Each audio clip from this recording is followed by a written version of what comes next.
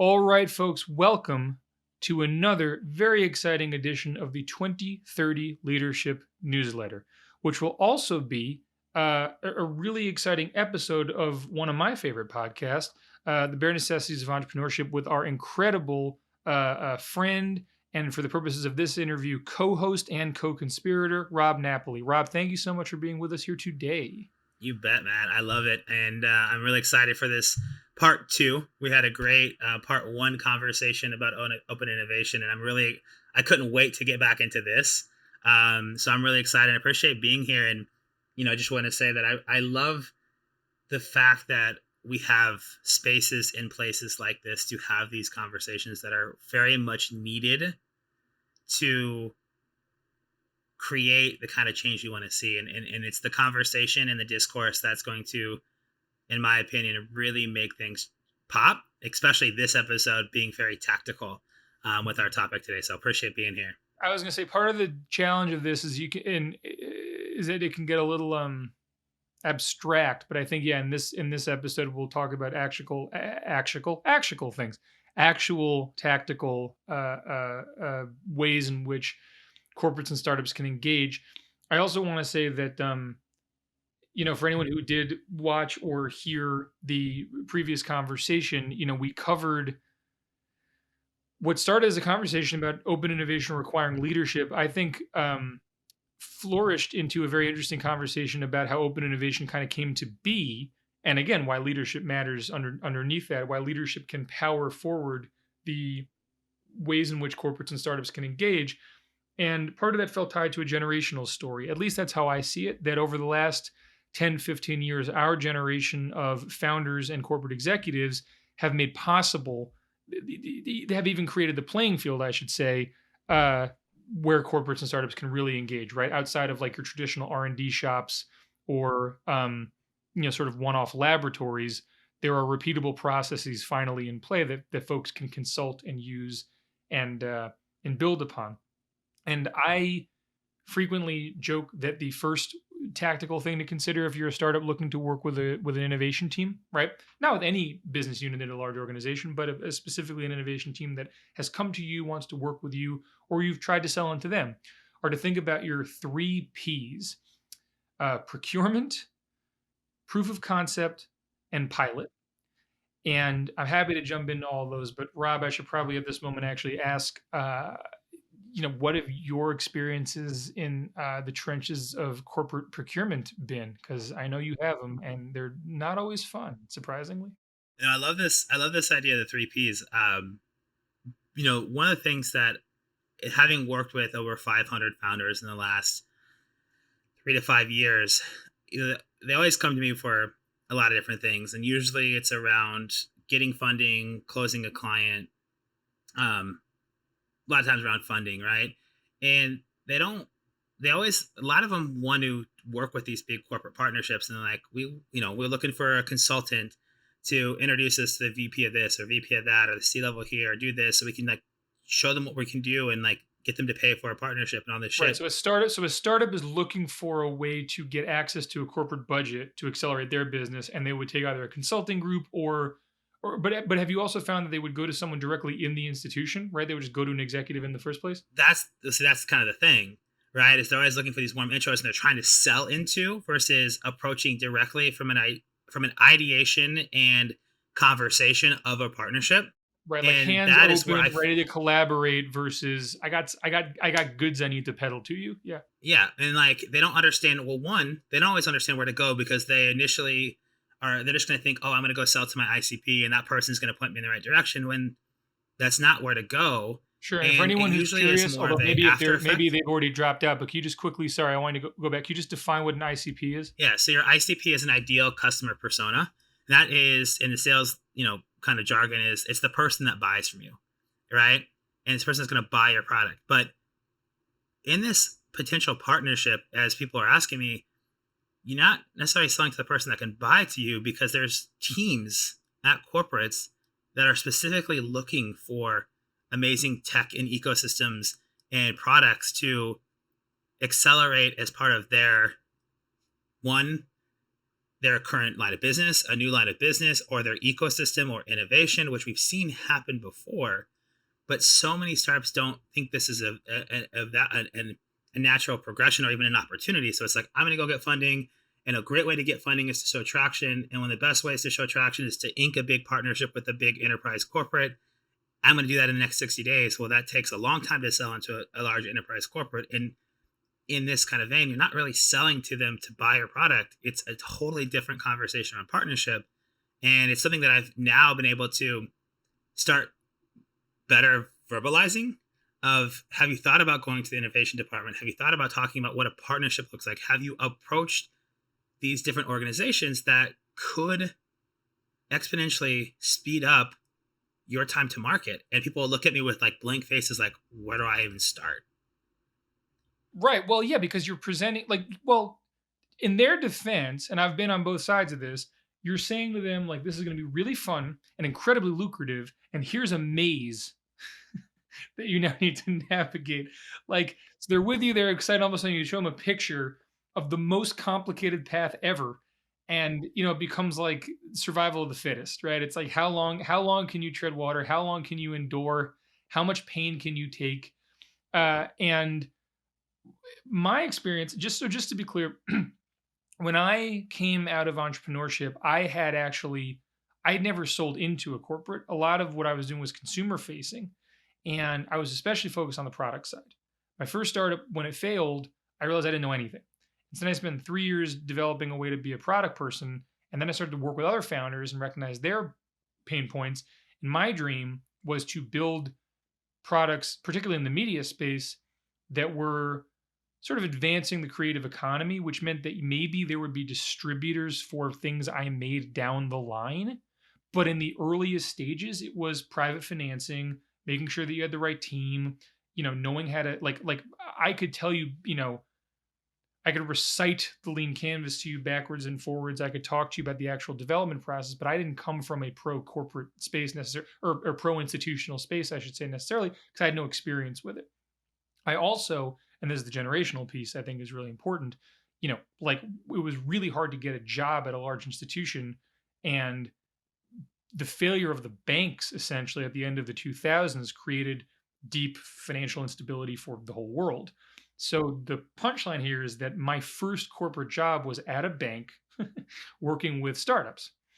And so that propelled me. And then for 4 years after that, my experience was working with corporate clients to build ecosystems through media and build audiences for different products for companies looking to reach new developer communities, new startup communities, and so on. And so this was like a pure abstraction for me when I was starting out. And then it became something that I understood, as you would say, a little more tactically. Something that was a little so that idea of like identifying your ideal customer persona, like I didn't have one in a business. So when I so if I saw that maze, right, if someone presented me with the complicated information, the pattern I couldn't quite discern, I'd say, wash my hands of it. I'm good. Good luck. Yeah. Someone else needs to do that. I mean, There's it is. something In my brave about first, going into an institution, learning their problems, and then trying to match your solution to them. It's not quite rocket science, but it's not easy. no, it's not. My technically my first job out of college was only like 4 months for a cup of coffee. My second job out of college was working for a large global corporate, Wells Fargo, doing HARP refis for after the bubble burst. And so I did that for 10 months as a processor.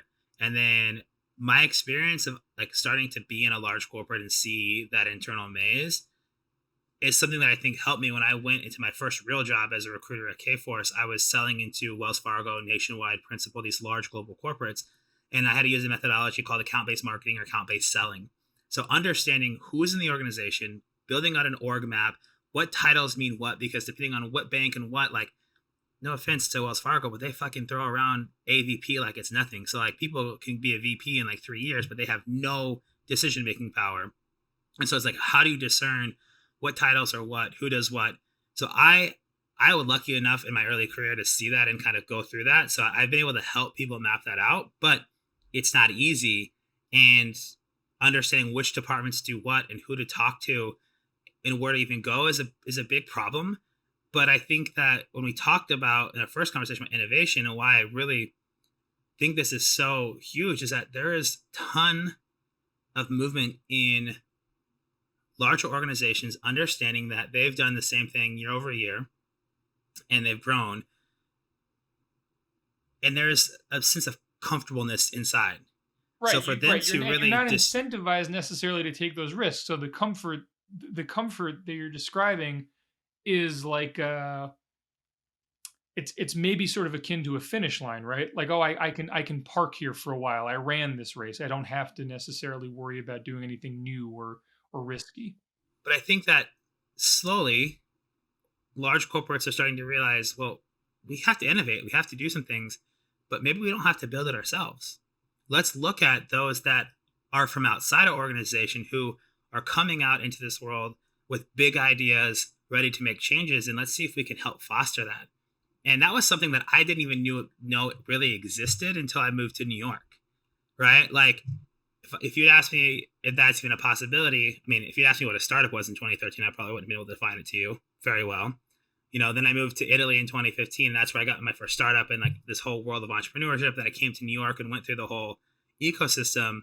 And that's when I started realizing, holy shit, there's organizations built to do these things and offer opportunities for startups. How do startups get access to that? And so a question from me to you, as somebody who worked in open innovation at a large financial institution and somebody who also created a whole space dedicated to this, where do startups even attempt to look for those type of conversations to on this opportunity for startups and corporates to collaborate? Because that's something that I think is something that I still don't I understand. I know who now in certain ecosystems, but it's still hard to really figure out where to start if you're a startup trying to navigate those waters. Sure.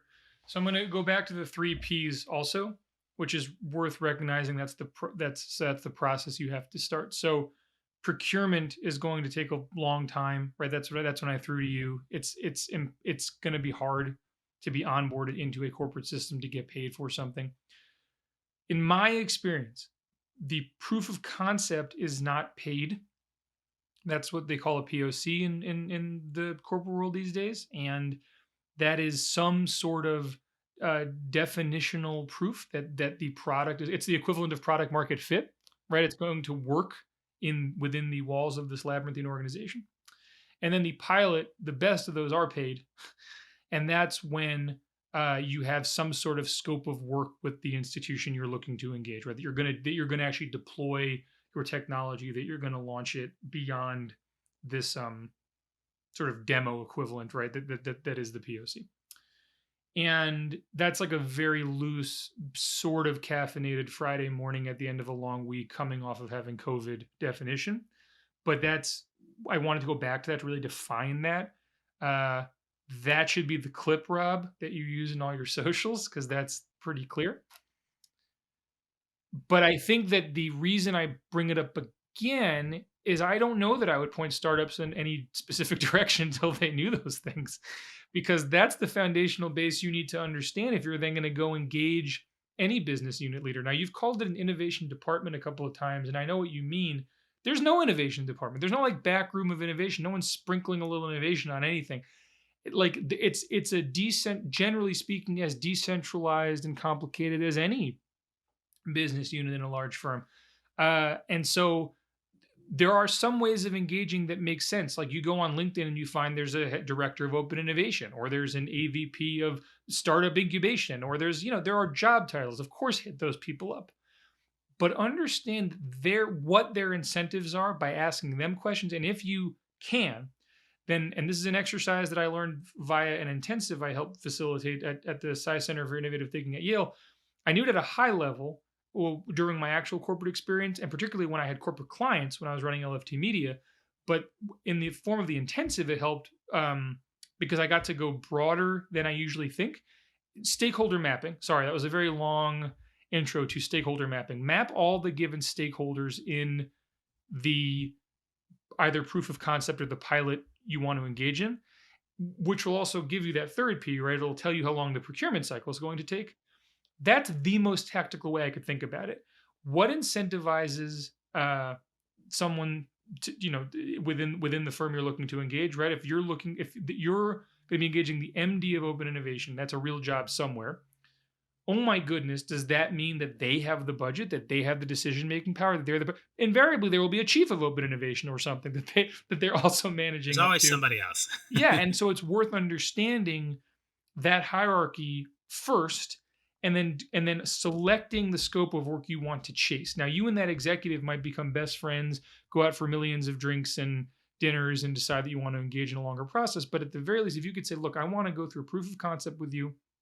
So I'm looking for a paid pilot over the next year. We got to get in there and get the budget now. And I know that you are not the budget holder, who is, but you're asking that obviously a polite way. I'm looking for this amount of money to do it. It's not dissimilar from raising private capital. It's not dissimilar for those founders out there building venture-backed startups. It's not dissimilar from just doing sales. Exactly. It's what we call account. I mean, that's exact stakeholder mapping, and that whole process that you just laid out is what we call account-based selling. Right. That's the ABS you were talking about, and that's something that you are. By the way, that is something that you are often trained to do as a salesperson and not as a founder. Exactly. And the same way we talked in the last part of the conversation about leadership, like the same way that most founders are not offered leadership methodologies, frameworks, or best practices, they're definitely not offered sales best practices.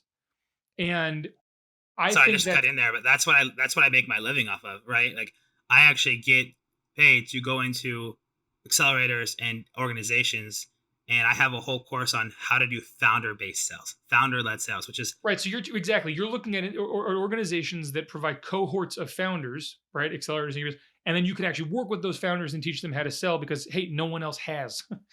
And it's also not like traditional selling. I'm not trying to teach them to be a salesperson. I'm trying to teach them how to do sales as a part of their founder job that makes sense. And one of the things that what I love that you brought up, not to keep cutting you off, but you said when, one of the best things is to find like that title, head of open innovation or whatever on LinkedIn, and ask questions, right? Instead of going in and pitch slapping, this is what I want to do, is saying, hey, what type of innovation are you looking to do? What are the challenges that you're trying to solve?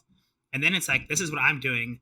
This is what I'm looking for. This is the timeline. I know that it takes X amount for this, and I want to start mapping this out with you.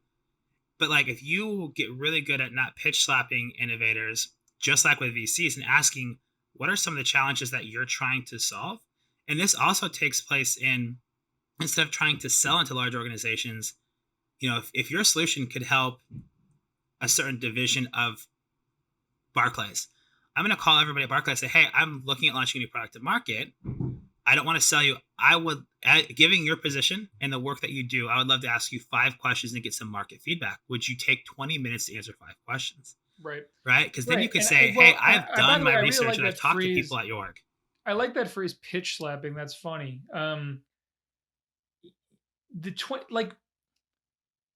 This again goes back to leadership. I know the first part of the conversation was leadership in the abstract, and now we're talking tactical, but like it really is about leadership. When I was 23, I went to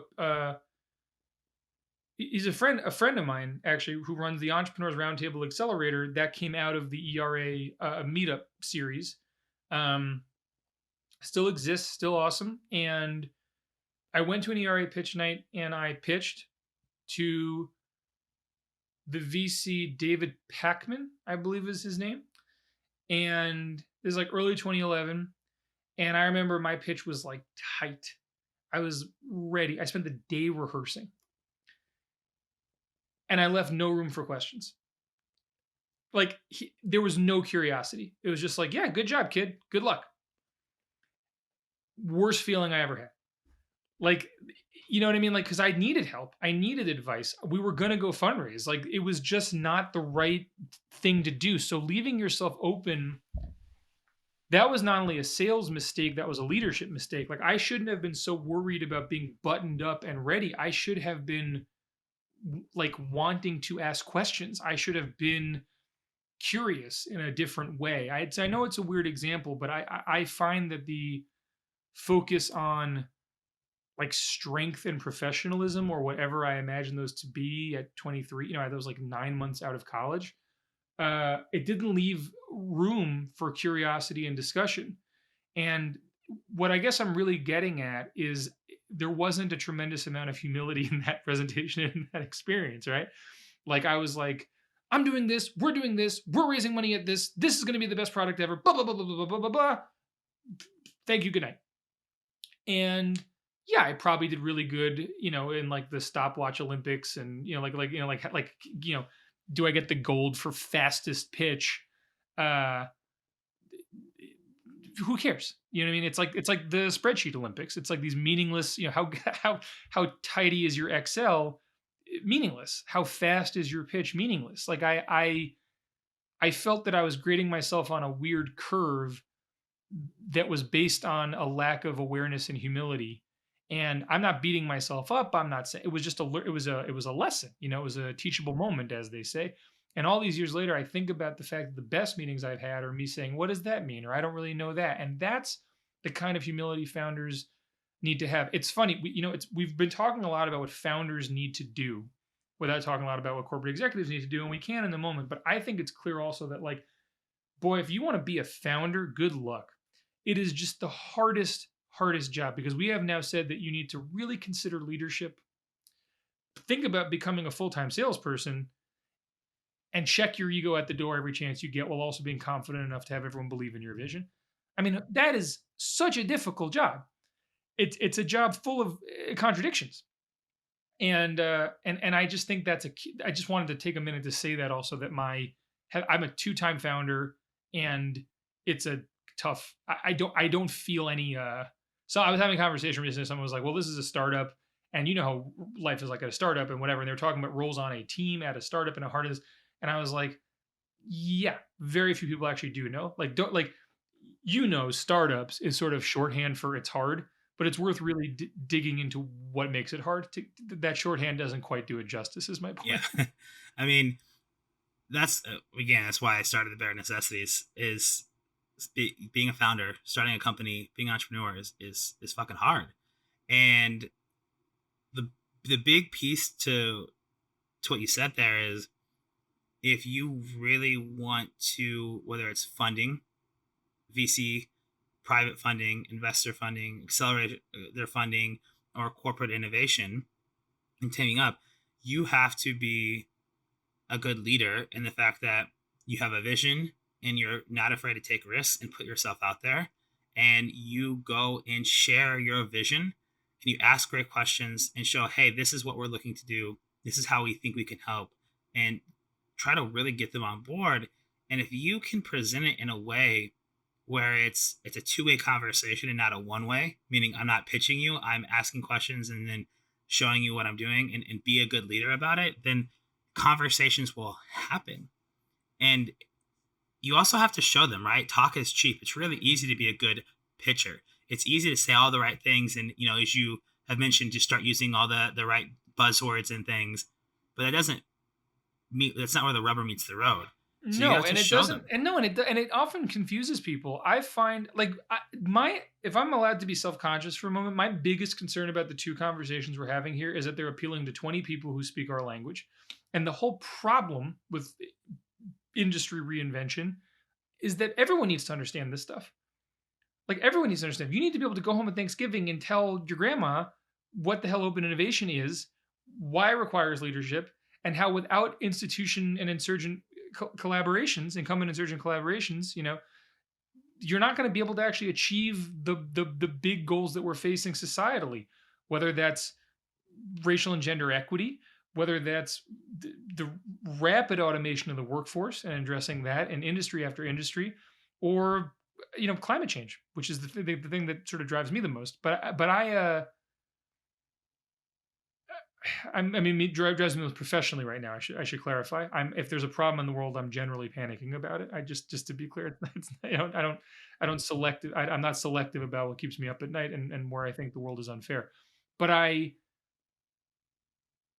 think that I guess one of the goals, we're not going to solve all the world's problems this morning, but one of the goals of these conversations, I also think, and any innovation conversation, is, can you make this stuff less jargony? Can you make it more accessible? Can you democratize access to this knowledge? And you're right, that's also incumbent on a founder and any conversation about their business. It's, again, one more thing in the life of the founder. I'm selling into you know, Disney or Microsoft or Starbucks, and I have like I don't know, with Disney, it's an NFT business that's looking to sell in. With Starbucks, it's I have an incredible magical coffee bean. With Microsoft, it's you know, do I have the missing piece of your enterprise solution you never even considered?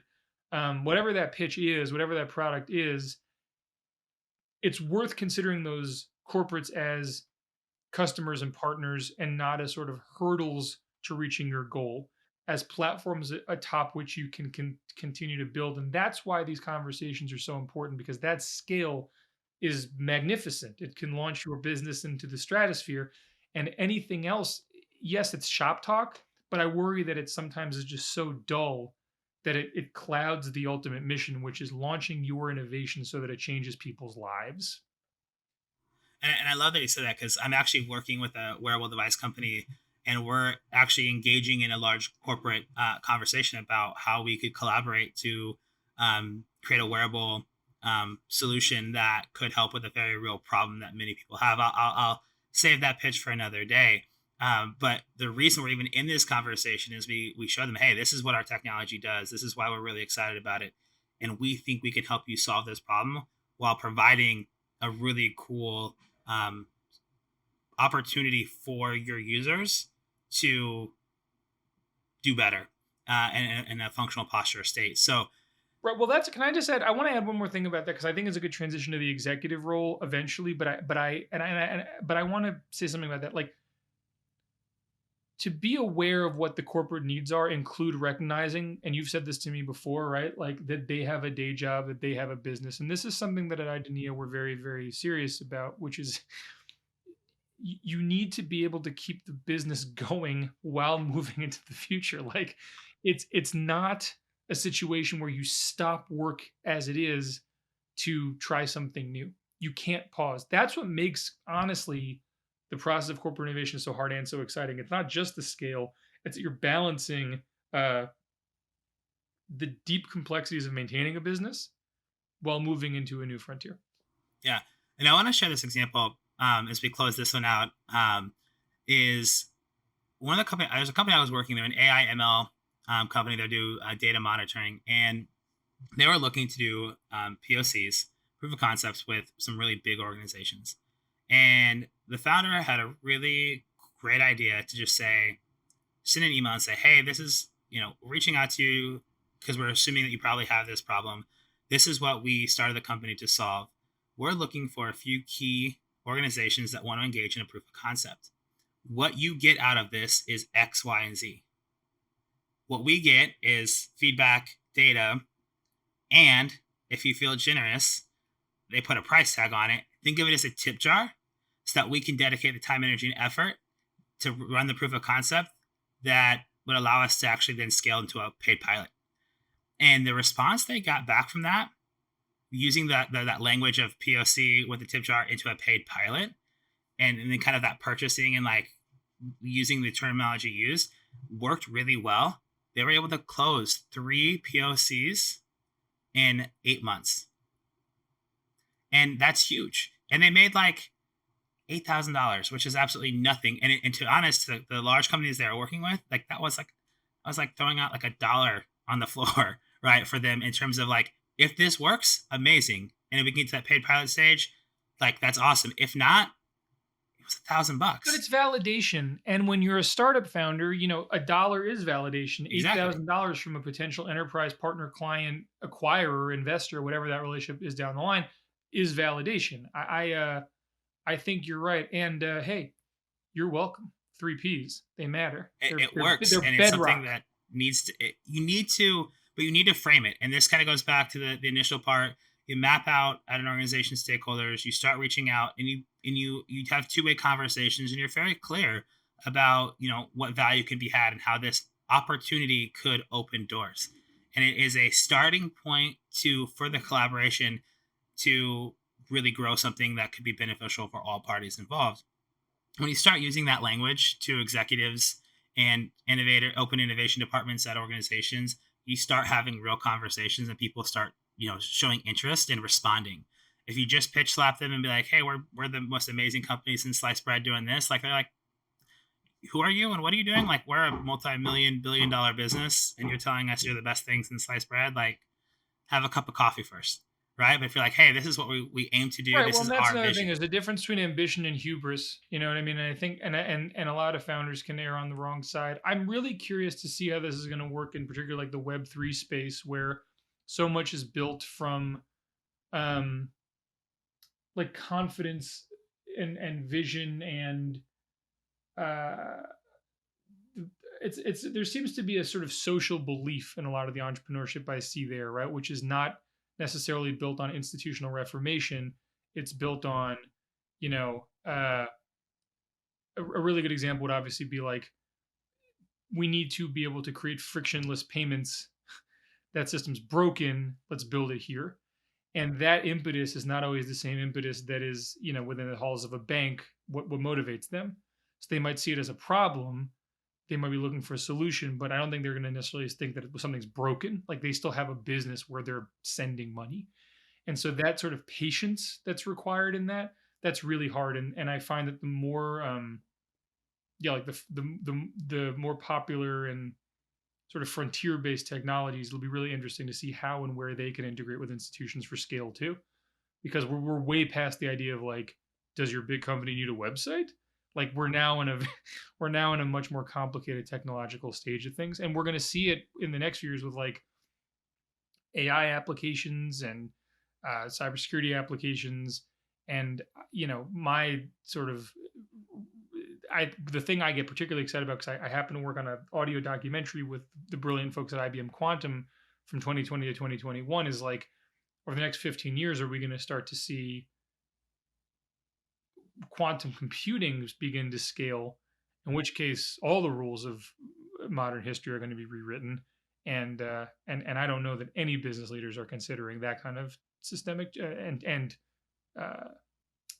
tectonic change right now. I don't know that they're considering that the plates are moving as quickly as they are.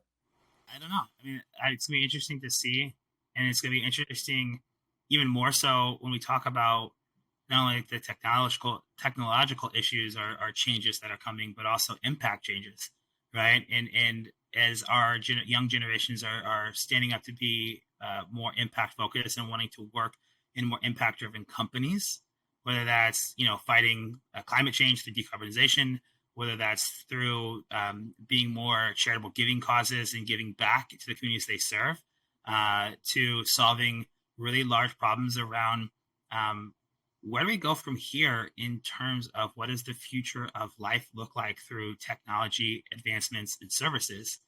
There's some big conversations that are moving quickly that not always sure if people are paying attention to how fast that could come. For sure. And the punchline of that, and this is probably the good place to end the second conversation, as you were saying, is like, those are all open innovation problems and projects, and they all require a leadership methodology, and the process by which a new company can work with a heritage company in a legacy company involves understanding those same 3 Ps. Like, I don't think the things we're talking about change even if the technology does. And that's why knowing how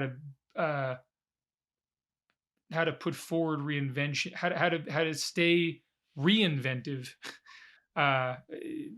it's never going to go out of style. Like, there's always a dynamic change of season, once again, to borrow that's from our also language, the reason, to be even ready. more so to this day, that startups and corporates can and should be partnering together to drive real innovative change in the orgs, not only in the technology, but in the organization itself, through what it can accomplish together.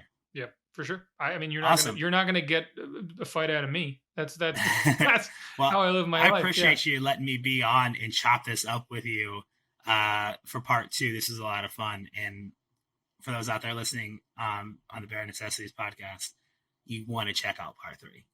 And I promise you, this is going to be same. fun. You want to check out part 3, 2030 Leadership Consumers. This is a blast, Rob. Thanks, man. Thank you. And to my audience, stay well and rise up. Bare Nation, thanks for listening to the Bare Necessities of Entrepreneurship. If you enjoyed this episode, please subscribe and leave us a review.